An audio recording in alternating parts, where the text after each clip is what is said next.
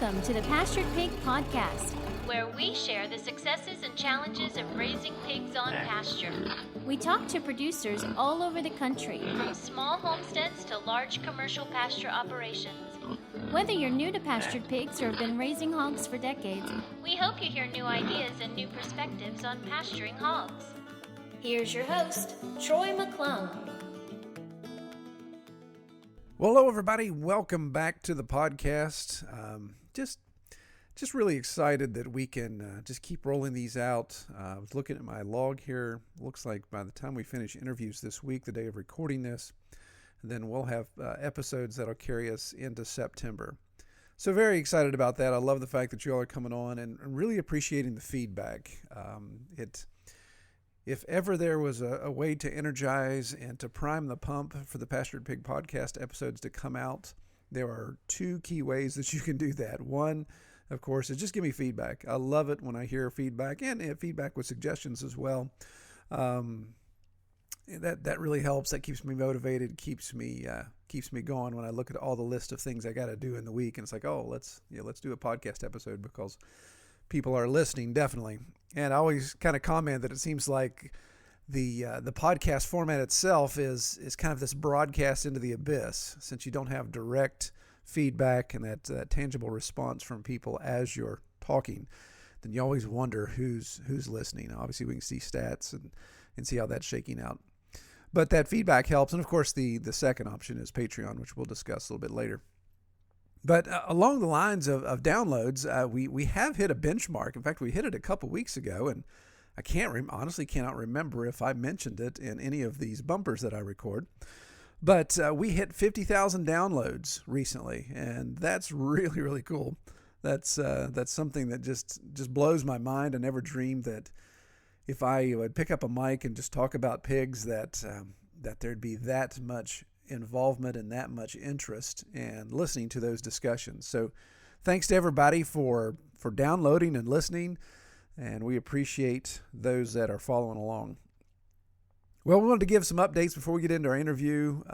It's been a busy spring, and I think the mild spring has finally turned. We've had 90-degree temperatures already this week, which has been a little bit of a drag. I've been enjoying the 60-degree temperatures and 50-degree temperatures that have been sticking around for a long time, and then it's like somebody flipped a switch and turned the heater on. So warmed up, and now we're dealing with no rain, and things are starting to dry a little bit. So we may have to start transporting water here soon as the streams dry up.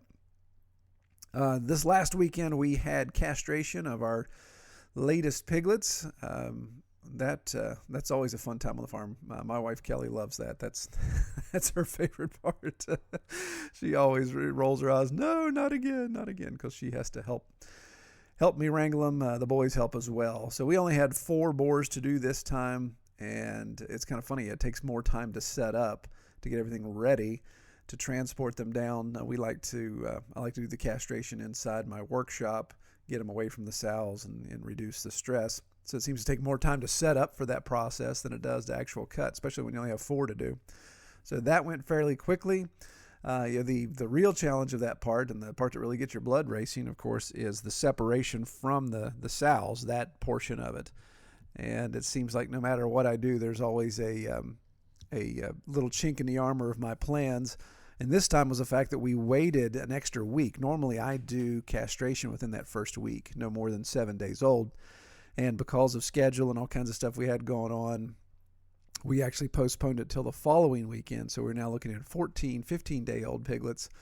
And so my tote that I usually transport them in, that they sometimes can try to jump out of and get close, and you have to keep an eye on them. This time they're just spring-loaded, and they just bouncing right out of there like nothing. So it was like, oh goodness, we don't have a lid. I don't have this ready, and we got the sow trying to get to us. She's trying to come through one of the corral walls to get to us and see what's going on with her baby. So we were there holding her piglets. So I ended up having to take some feed sacks and stuffed them in some feed sacks real quick so we could get down off the hill.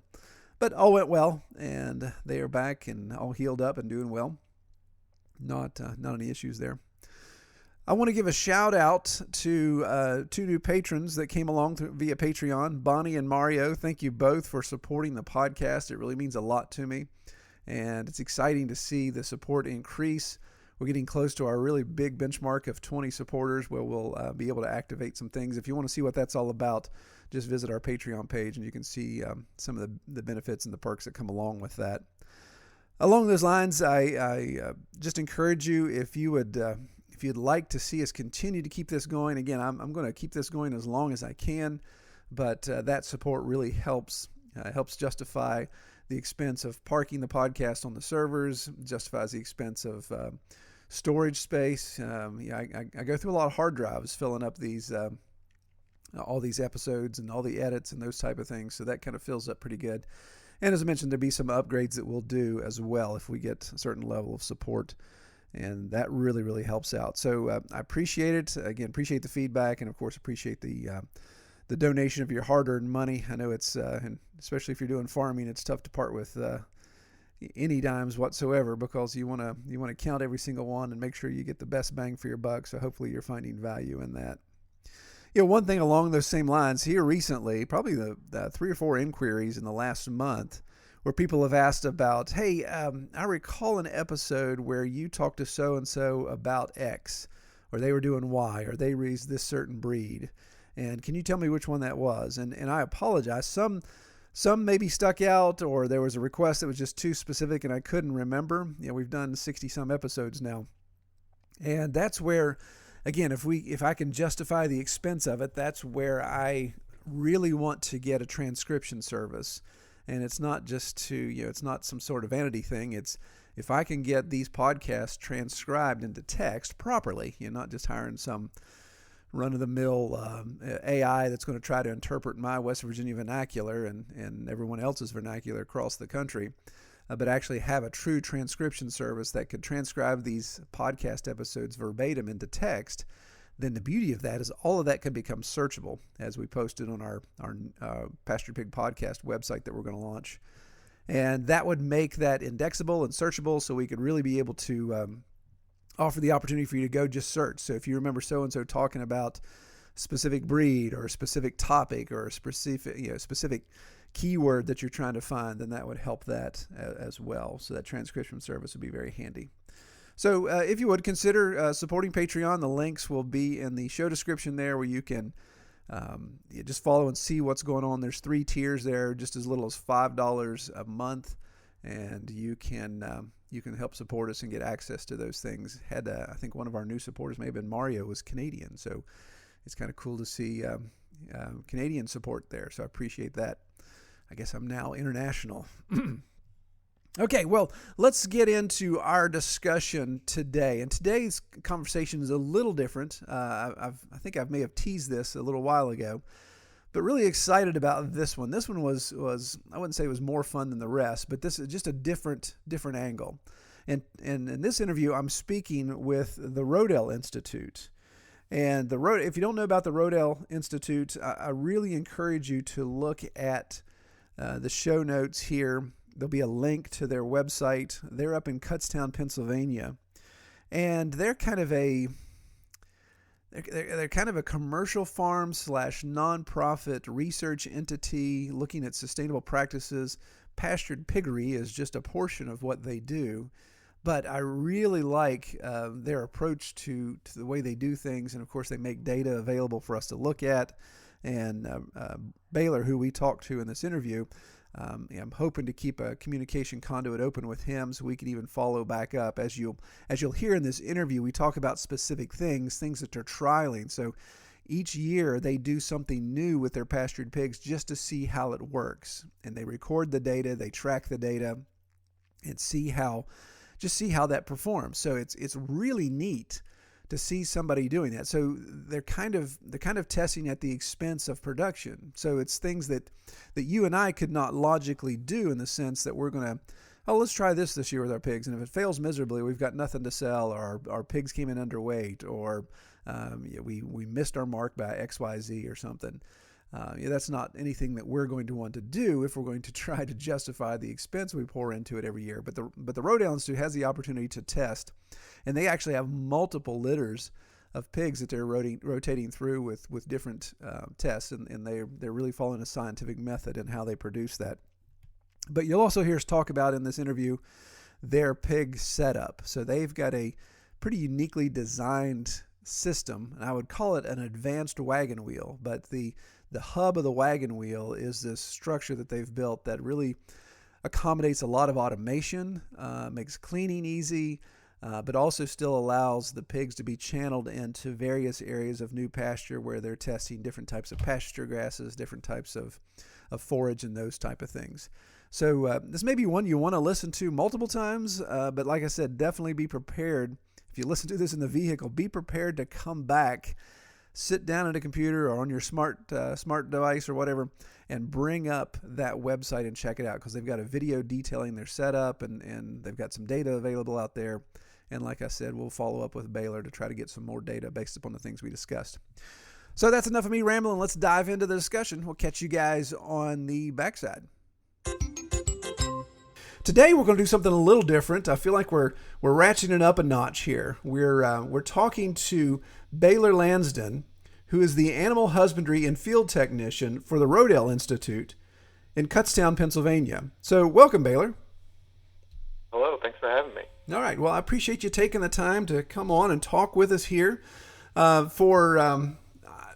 honestly don't know for our audience how many people would recognize the Rodale name, or if they have a vague understanding of it. So let's start there, if you don't mind. Would you mind telling us first a little bit about the Rodale Institute, and then we'll get into talk about you and your role specifically. But give us the 40,000-foot elevation view of Rodale Institute. Sure, of course. Rodale Institute was founded by J.I. Rodale for the purposes of studying organic production methods. And he expanded that here on the home farm, which is in Kutztown, Pennsylvania, on 333 acres. And the majority of that is dedicated to just organic production methods and also studying organic production methods. The longest running part of the organic production study is the field systems trials, which is a side-by-side organic and conventional comparison. And each, like organic and conventional, has different production styles inside of it as well. For example, like no-till, reduced tillage, and different crop rotations. And so that is the backbone, is in my view, and I think the Institute's view, that's the backbone of the facility. And then offside of that, we have a vegetable systems trial. We have a beginner farmer training, which I took part in. And we have an organic orchard.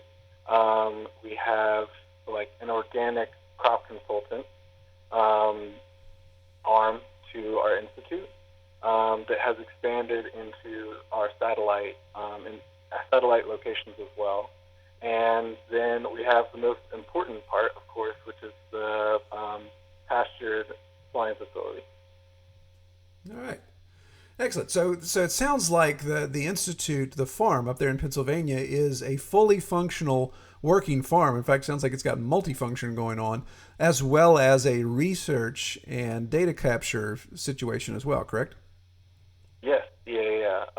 It's a little buzzing hive, but I think the most attractive part of Rodale going into the history is actually the research part of it. I do see that as our backbone. We're a beautiful place to be, but I think the research is what really backs our facility up. Yeah, and I like that aspect of that. And there is some partnership or some affiliations with some universities. Is that correct, or is it just partnership only? Yes, there are, and unfortunately I'm not really well-versed in that. Mm-hmm. I do know that our pastured pork parasite study does involve Kutztown University and some other universities, but I'm not too well connected into that, as well as the field system trials, which is all like row crop rotations, involves a lot of land-grant universities across the United States. Yeah, very good. Okay. All right. Well, I have to ask you a question about the Institute, because this is something that fascinates me. I'm I'm a marketer by trade, so I have my primary source of income is a marketing company that I own. But and I always think about when I look at these setups, especially nonprofits, what is the sustainability model from your experience? What's a sustainability model for the Rodale Institute? What is its primary source of income? How does it sustain itself? How does it continue to do the great work it's doing? Well, it's mostly donors and grants. Okay. Which is necessary to function. To back up all of the research that we do. Of course, we have cash flow from sales and events, but the backbone of funding the Institute is from donors and grants. Yeah. And that's just necessary to fund the amount of staff we have and the work that they do. Yes, absolutely. That's to be understood and to be expected, especially with the large amount of research done there. That it's tough to be profitable with farming in general, of course, and then when you add all the extra work that you all are doing, that would make it tough to be a sustainable model strictly through sales. Do you know roughly how many employees or how many staff are there? I want to say there are about 35 for this location, but don't quote me on that. I'm sorry, I don't know exact number. And it's harder with COVID because so many people work from home now. Right. I don't have a good grasp on who's here and who's not. But I do believe it's about 35. Yeah, and I assume there's probably a volunteer wing of that, part-time. There's probably all kinds of people. It's tough to nail down, like you say, even pre-COVID, as to who's actually there doing what. During the season, we have usually about 10 to 20 interns come in for different spheres of the farm. Yeah. So that fluctuates. All right, very good. Well, let's shift gears here a little bit. Tell me a little bit about you in particular. First of all, let's talk about this title. So, animal husbandry and field technician. How long you've been in that position? But then also, let's get into some of your background, education. What got you here, and that kind of situation. If you don't mind sharing that. Sure, of course. I started in this exact position on the beginning of the 1st of January. Before that, I did the beginner farmer training program here for 2 seasons. It was mostly vegetable based, but I also got involved in the animal husbandry aspect and kind of like weaseled my way into it sometimes as well, because it was, to be honest, my passion. I love vegetables. I eat them in moderation, but they weren't really my passion. So I'm glad that I was able to get into this position from that. Before my internship, I worked for LSU. I am actually originally from Louisiana, and I just worked for one of the extension centers. And before that, I got an education in food security at the University of Edinburgh, for a master's. And then before that, it was all me trying to find my way around through multiple internships and an undergrad in political science. Oh wow! Okay, so you've really covered the spectrum then. So if I do that in reverse order, so you say you started with political science, the direction you were going, and then you ended up in did you say a master's of food safety? Food security. Food security. Yeah. Everyone does think it's food safety. It was the joke was that we were training to be armed bodyguards at supermarket. Your job is to guard the vegetable stand no matter what. Yeah. Yeah. We're studying instead just the entire food system. And to be honest, it was all just a long route to get back to where I wanted to be, because I started in high school in the Future Farmers of America showing hogs and broilers, which is where kind of this all started. And I wanted to be a farmer way back then, and enough people told me that wasn't going to work out, so I didn't choose that option. And eventually I found my way back to it. All right. The long way. So you've got dirt in your veins is what you're saying, basically. I wouldn't go that far. I'm sure there are a lot of people with a lot more dirt in their veins and, a lot more reason to say that. But I did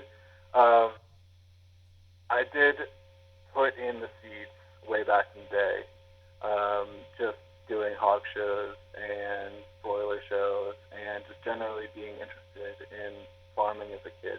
Yeah. So let's talk about, so you ended up here at Rodale with the 2-year beginning farmer program. What was your goal? What was your end game in enrolling in that? I've got to be honest, I have no idea.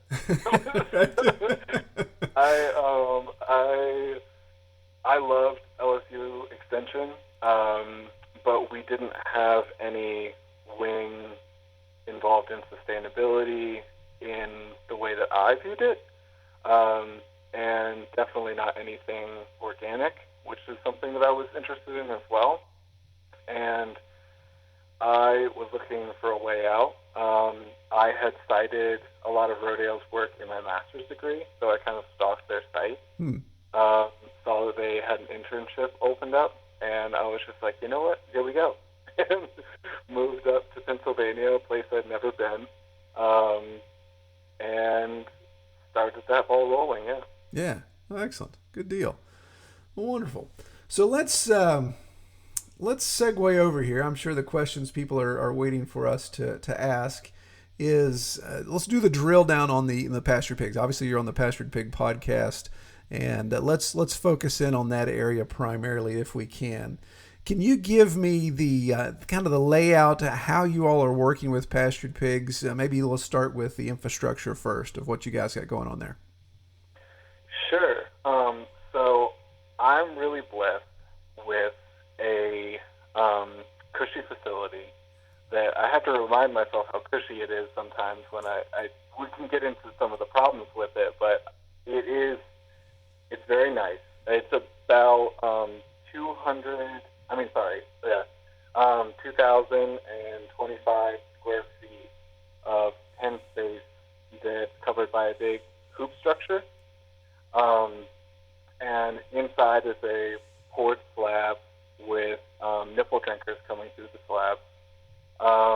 So it's a good year-round facility that's bedded down with straw, and surrounding that is 8 acres of pasture that's fenced on the outside with hardwire and mesh, and then inside of that we run electric lines to come out of the facility. So each pen has its own door that leads into the paddocks that we create to break up that 8 acres. Wonderful. Does that make sense? Yeah, absolutely. I watched the video, and for those listening, and down in the show notes, I'm going to post a link to the video that actually features this facility. So yeah, I appreciate your description of that. I think you did it really well. I'll add to that a little bit. Just from my experience, to me, that looked like one of those large DOT salt storage facilities. So for those of you listening, imagine this. Yeah, these concrete walls that are poured, look like they're poured about 4 feet high on the sides. Mm-hmm. Yeah, and so concrete walls, and then of course the large reinforced hoop structure. This isn't just a greenhouse type structure. This is a one of those large engineered that. What would you say the center peak is? Is that 25 feet, 30 feet? To be honest, I don't know. Yeah, it's substantial though. It would have to be at least 30 feet though. Yes, it's pretty tall. Tall enough to have falcons coming in and out regularly. Right. And just to hit on some other highlights, it has roll-up sides on each side, and there are 2 feed lines that come down the middle that go into gravity feeders. Yeah. And let me think if there's anything else I should mention. I think that's it, but if anything else comes up, I'll mention it. Yeah, so the thing that jumped out at me about that, obviously this is a very well-engineered structure. obviously there's what I would consider a substantial investment in this structure, but I think the benefits in the long run are, of course, definitely going to play out. But a substantial amount of concrete, the structure itself. But I really liked the water system. So a pressurized nipple system, pre-poured or pre-placed prior to the concrete pour, and then an auger-based system to gravity feed into the individual feeders in your pen. Center alleyway, it looks like that you can get a decent-sized tractor or piece of equipment down. And then with that center alleyway, because of the gate systems for the pens, you guys can manipulate and manage pigs from pen to pen, however, pretty easily, it looks like. Yeah. Honestly, that pen system with the center alleyway is just a blessing to me sometimes for moving pigs in and out of groups or weaning, medical treatment. It's great. And like you said, for the pens on either side, we can remove all of the gate structures and run a skid steer in either side to clean it out. Yeah. And we need to do that because we have our deep bedding system that, again, you can see in the video. So we try to clean it out at least seasonally. Yeah. So that's interesting. So you're saying that the pen structure in there can be completely removed from the concrete, so you then have just an open concrete floor where the skid steer can get in there and articulate the way it needs to remove all that bedding, correct? Exactly. And on each side, there are actually 2 layers of concrete slab. Mm-hmm. So where the exit doors are drops down about 5 inches. Yeah, I saw that. And the goal of that is to keep the wet spot at the lower slab. I've got to be fair to that. It works a little bit. Okay. Not completely. It does help whenever water flows in from outside, which does sometimes happen. And that means that only the bottom area gets wet, and then there's an area above that stays dry. However, they don't. I think the original idea was that they would choose the lower portion to relieve themselves, and that's not what happens. Right. Yeah. Pig's going to do what a pig's going to do. So is that top step, or so that top higher elevation concrete, is that on slope, so it even drains that direction, or is it all just flat pour? No. Yeah. Just flat pour. Okay. So would you say then, Baylor, that this setup, I know, again, looking at the video, it looks like you have multiple groups of pigs in these areas, but are you using this as a traditional wagon wheel structure where you're rotating around those, or do you have test groups in each one of those alleyways, in each one of those pens? Honestly, it depends. Okay. It depends on what's going on. So, for example, last year and this year, we had a trial that involved having essentially 4 different repetitions. So, or actually, sorry, 4 different, what am I trying to say? 4 different, trying to get my science speak on. Right. 4 different trial types. Mm-hmm. So, there had to be 4 pens that were taken up by feeders that were broken up. And so that was like one method where there were, like 2 big paddocks, and those paddocks were broken up into 4 smaller paddocks. One was rapeseed and one was clover. So we'll run it like that if we need to do an experiment. Yeah.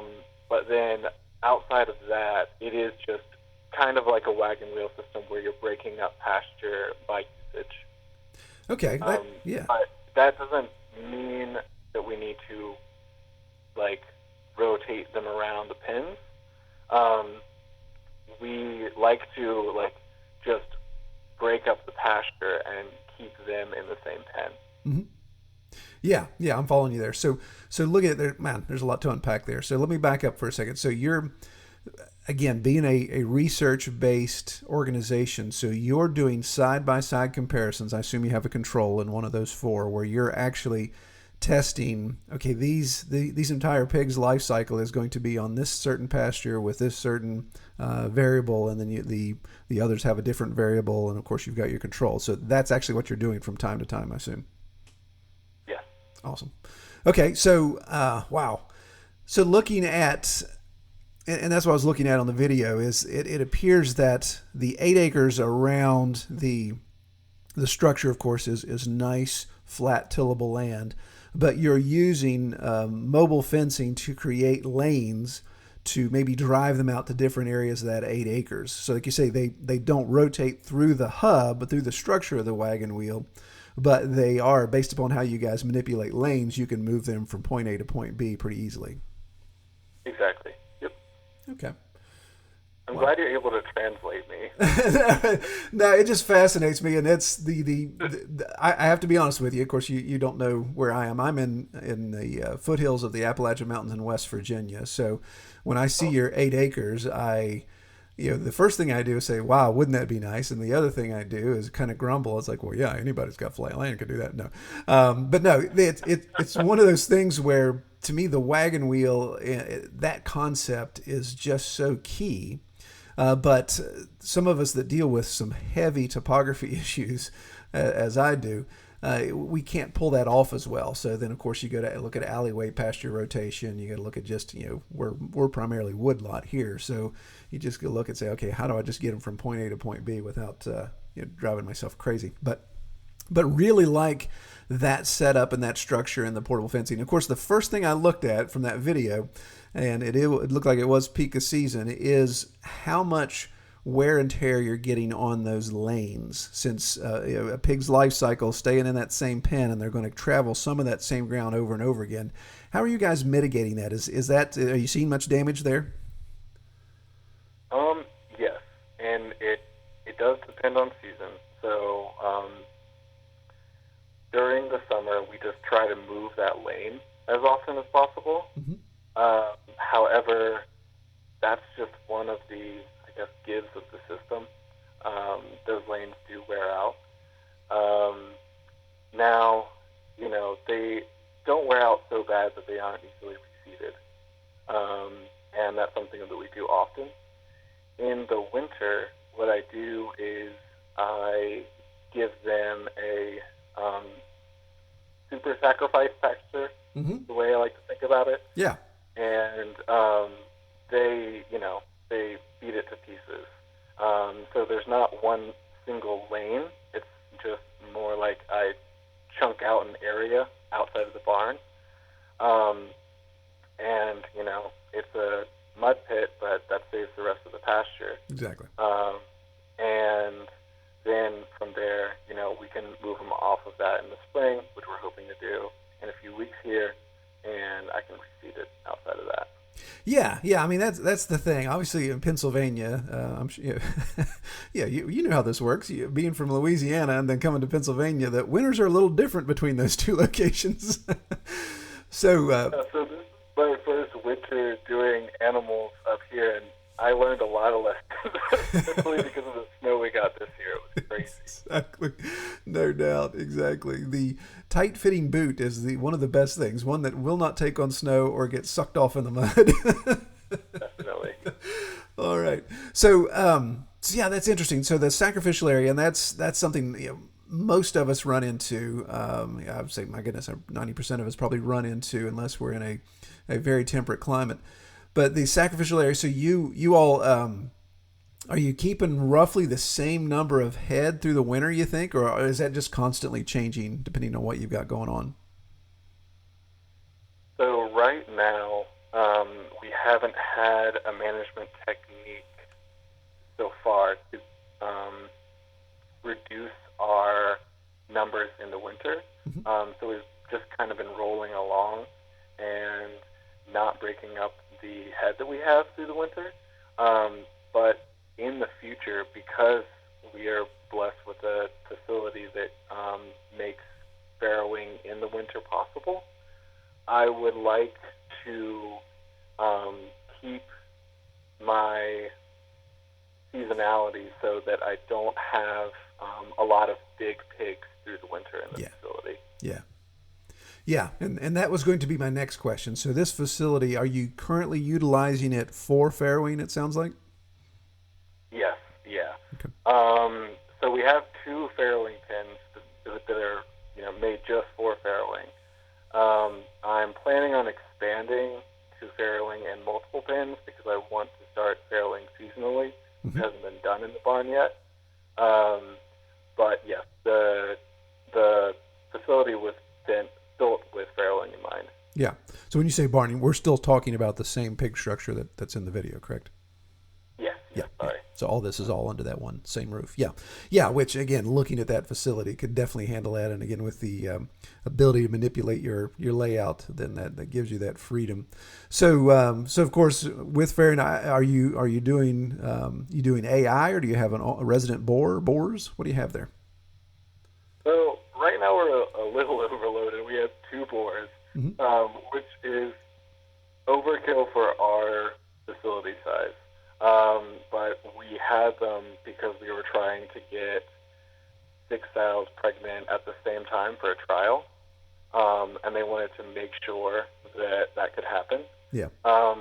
Now, 1 boar can definitely, service 6 sows, but we were having some problems with our original boar, which is a Tamworth at the time. But he seems to be doing fine now. But now we have 2 boars, hoping to cut that down to 1. So in the future, the goal should be 1 boar and 5 to 6 sows. Yeah. I'm aiming towards 6. Yeah. No, I can feel your pain. I've got 3 boars right now for 3 sows. So yeah, it's a long story. Wow. It's a long story. Yeah. We're kind of playing the dating game right now. So, Yeah, a lot of mixes and matches, though. Yeah, somebody's going to win and somebody else is going to freezer camp. So, all right. So that has me segueing to my next question I want to ask you. You mentioned Tamworth already, and that was one thing that I think the Rodale Institute really kind of champions on their page when it comes to animal husbandry, and not just for pigs, but talking about heritage breeds. So what breeds do you focus on if there's multiple, and then why is that philosophy that way? Sure. So I can talk about how it started. It started with 4 breeds, Gloucestershire Old Spot, Tamworth, Red Wattle, and Large Black. And we pretty much functioned in a way that we were trying to just keep those 4 breeds present, and some of them were pure and some of them were crosses. At the moment, we only have 3 pure breeds. We have Tamworth, Gloucestershire Old Spot, and a Red Wattle. And those were all picked just to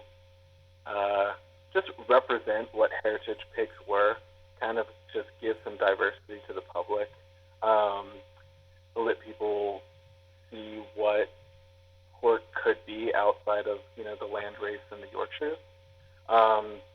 And also, I think, to kind of just see how the breeds function at the same time. And from that, I believe we've learned that we want to err on the side of a little bit leaner and a little bit faster growing. So we will be phasing out the Gloucestershire Old Spots and the Large Blacks.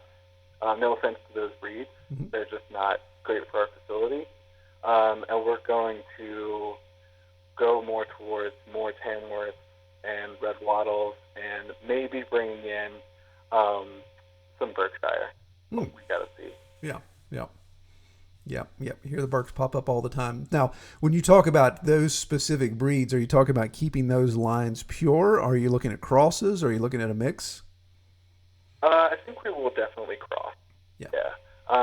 I think we will try to do some pure for people that are looking for that, because we have some people that are reaching out to us for feeder pigs that are looking for like pure Red Wattle and pure Tamworth. So we may keep that as an option. And I would also like to just keep pure blood coming through the system so that I can keep doing the crosses that I want to do. But I won't only have pure breeds. I won't aim for only having purebred feeders, for example. Yeah. Okay.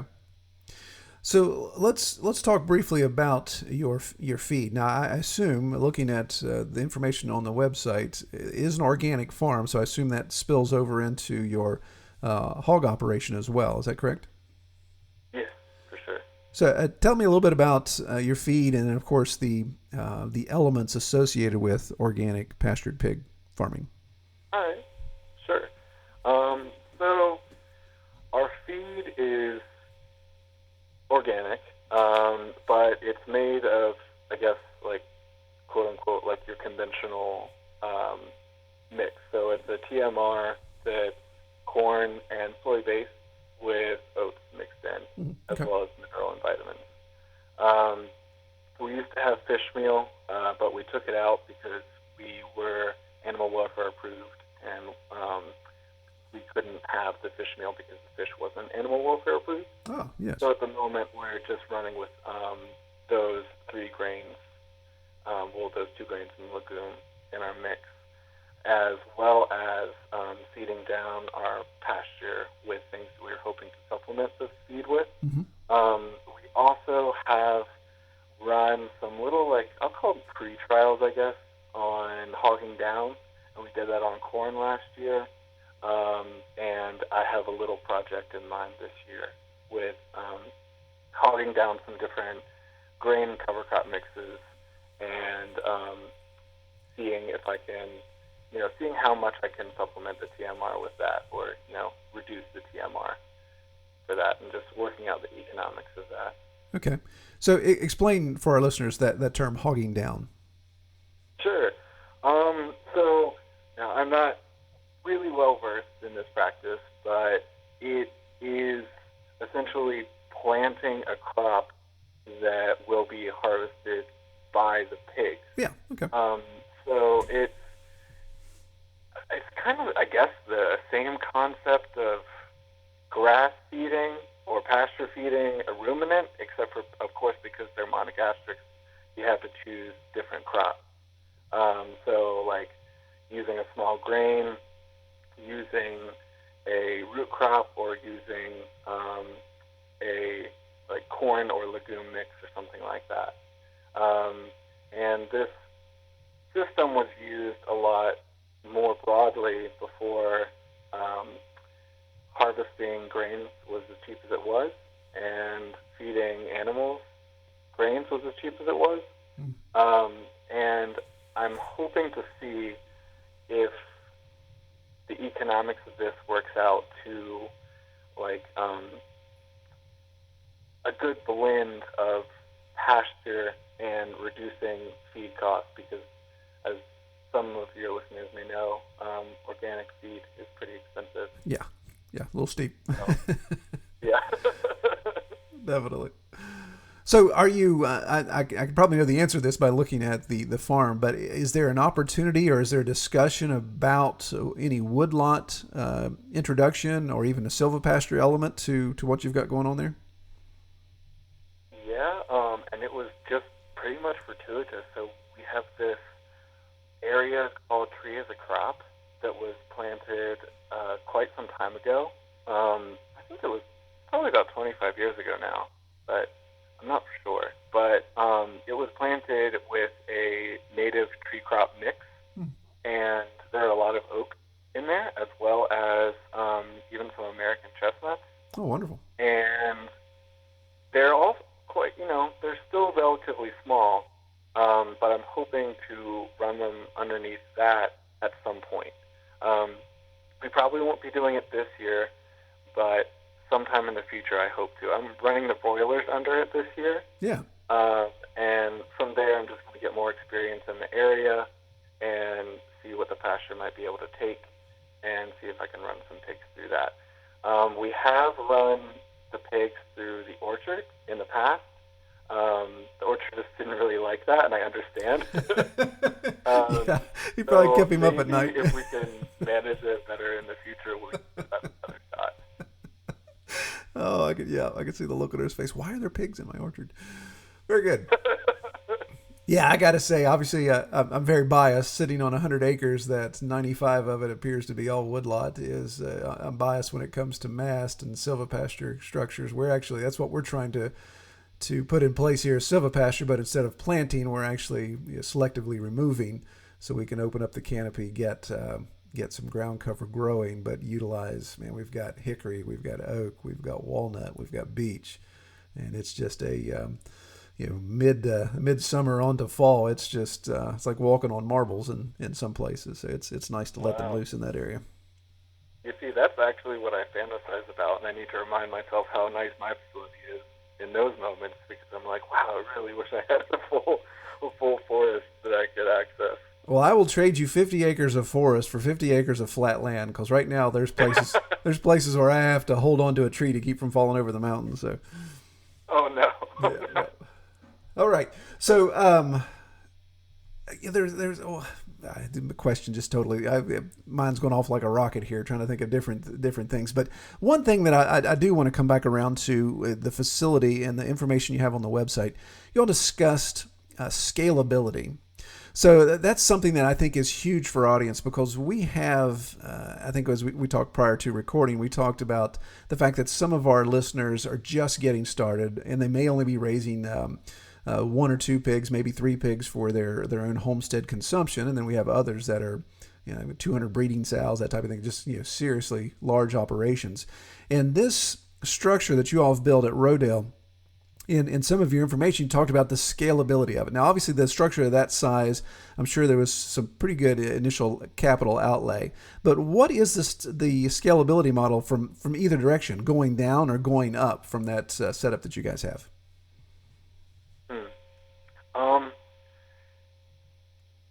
To be completely honest, we haven't been able to, in the past, do a very good analysis to see whether it is profitable on our,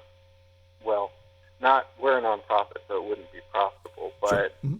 We haven't done an analysis to see whether this structure and the way that we function with it would be profitable. Yeah. So I can't back it up with that. I can see, though, how this facility can be expanded or even reduced. Mm-hmm. There are some changes that I would make. And again, I can't say whether that model would definitely be profitable by what we do on our facility, because there were some pretty high upfront costs. But I can see how a well-managed system using our model would work. I would make some adjustments as a pasture-based and especially organic producer, with just pasture rotation and building up the facility. Because the facility is in one place, we get a large nutrient accumulation, mm-hmm. As well as parasite accumulation, which may not be as important for people who are not organic, but because we're trying to aim to study an organic system, it's important to us. And to be honest, it's a problem in our facility. Yeah. So I would want to address that before I, or at least let that be known before I told someone else that they should do it. Mm-hmm. Well, yeah, I mean, and I'm glad I appreciate you sharing that, being that transparent, because that's the beauty of this, is sharing the data that says, hey, this is a slam dunk, or hey, this has some potential issues to it. This has some rooms for improvement. So I appreciate you sharing that. Real quickly, because I know we don't have a lot of organic producers. I don't know that we have many. We have a lot in the non-GMO realm. We have a lot that are soy-free, those type of things, people exploring those opportunities. So when it comes to a medical regimen, when it comes to parasite treatment, what are your options that you guys address for organic? So the first and best option is pasture management, which is kind of why I brought up the facility, because unless you really reduce the stocking rate, it's going to be hard to manage the pasture in a way that reduces the parasite load, because there will always be a large parasite load outside of the facility. So if you were not going to use the fixed facility, I would say that rotation is key. If you would use a fixed facility, and I completely understand why you would, that's what we do. To be honest, your number one is herbals and heavily tanned in supplements. So I use herbals, and they do work to an extent. And I don't have any data to back this up yet, but I believe that you would also need a parasite tolerant stock at the same time. Yeah. Okay. But I believe a combination of both is what's important. Yeah. So in our facility, we've seen some of our stock. Again, no data, but they seem to be more parasite tolerant than other stock. And I would like to keep that around. But at the same time, I do have an herbal regimen that I use. Of all herbals that I've read studies on that seem to have actions on the particular parasites that we're dealing with, and I use those as well. Yeah, so, yeah, my goodness, you talk about a polarizing, and it's something that we could have, another 2 hours just discussing this topic alone, so we won't go down that trail. But that's something that is very polarizing, even in our group, is looking at some of these natural opportunities, the herbals, DE, those type of things when it comes to intestinal parasites. And then, of course, going more traditional with injectables and those type of things. So huge discussion there. Are you all, I know you said you really don't have data yet, but do you have something in place where you're doing fecal studies, those type of things right now, or that's something still on the radar? Yeah, we a big part of our facility is poop analysis. Okay, great. We had the study on different plantings and how that affects parasite load in the pasture as well as in the pig. So the control was clover, and the experiment was run on rapeseed. So we were seeing whether the sulfur compounds in that affect the parasite load. And we did not have any conclusive findings from last year. Okay. But we are hoping to get some this year because we're running the same trial twice this year. Okay. And fecal analysis is also taken throughout the year. So from that, I'm hoping to see if the egg counts are going down with the new herbal regimen that I've put them on. Yeah. But I have nothing just yet. But I started a regimen of wormwood and garlic and a few other herbs. Wormwood was the only super reliable one that I saw studies on. Right. But I did see studies in swine, but not on the parasites that we were aiming for. But I did see studies in humans for the parasites that we were aiming for. Yeah, yeah. So I decided to just, take a chance and extrapolate on that. Yeah. But again, it's not, I'm not dealing with something like ivermectin or anything that we definitely know it's going to work. Right, yeah. Well, the human and the pig have very similar physiologies to some degree, so I think that's a rational approach. That's what I'm going on. Yeah. Hope it works. All right. Well, I want to be sensitive to your time, and I know you've got another appointment here shortly, so the 45,000 other questions I have, I'm going to put a pin in those. But I do want to wrap up here in the last 5 or so minutes and talking about Rodale, as far as this, so all this great data, all this information you guys are putting together, a research facility, how do we as aspiring pasture pig farmers, how do we take advantage, how do we utilize the services, the data, the facility per se at Rodale? What are our opportunities to interact with Rodale? So you have our webinars, and I think that's one of the most accessible options. Mm-hmm. So our next webinar is going to be on October 6th from 2 p.m. to 3 p.m. Mm-hmm. Of this year, and that's going to be talking about our parasite work that we've been doing. And I'm hoping to schedule like a pastured swine production webinar, but we don't have one just yet. And you can also just look at our website and contact me over email and by phone as well.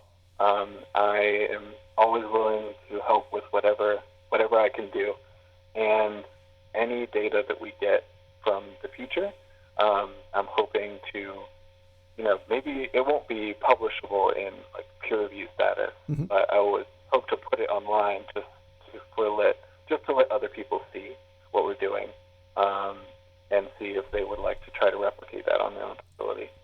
Yeah, Take something from that on their own facility. Excellent. Well, that's great.